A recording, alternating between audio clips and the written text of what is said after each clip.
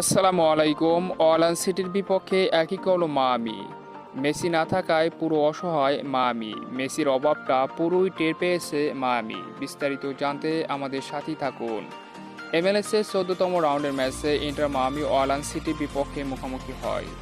দুর্দান্ত এই ম্যাচে বল দখলে আধিপত্য থাকলেও শেষ পর্যন্ত কোনো গোল না করতে পারায় গোলশূন্য ড্র নিয়েই সন্তুষ্ট থাকতে হয় মায়ামিকে।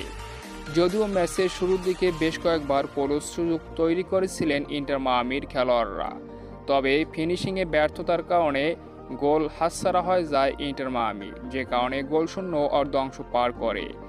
দ্বিতীয়ার্ধ বেশ কয়েকবার সুযোগ তৈরি করলেও শেষ পর্যন্ত কোনো দলই গোলের দেখা পায়নি, তাই গোলশূন্য নিয়ে শেষ করতে হয় ইন্টার মায়ামিকে।